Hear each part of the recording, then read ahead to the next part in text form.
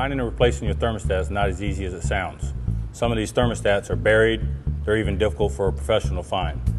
One of the things you want to look for is for your upper radiator hose, and follow that radiator hose all the way from the radiator, usually to the thermostat housing, as you see here. This one's an easy one. That's why we chose this one, so you could actually see it. This is the upper radiator hose, the thermostat housing. First thing we need to do is remove the radiator hose from the housing. Sometimes they're real stiff. There's a lot of corrosion buildup on there. Sometimes you got to twist them like this, and that breaks up any corrosion or anything built up around the housing. As you can see, they're already leaking antifreeze. That's why you want to have your drain bucket underneath. Take your clamp, set it aside. This particular system here is a 2-bolt system. This is your thermostat housing.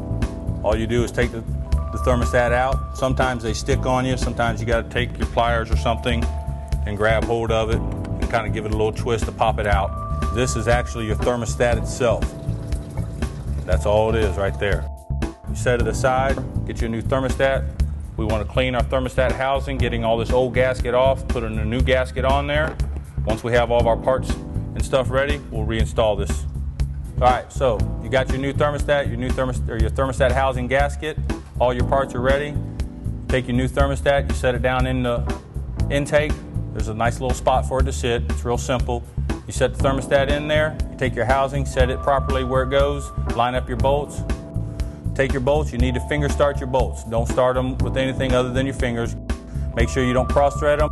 You're not Hercules, you're not trying to show you're a man. All you're doing is just giving it a little bit of snugness. The gasket is what seals it, okay? Not you tightening it.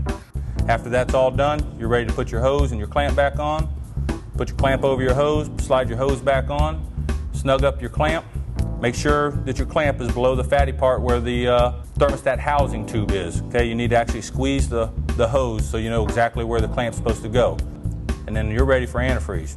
Get this vehicle started up, check for leaks, radiator cap on, coolant reservoir bottle full, and you're back on the streets.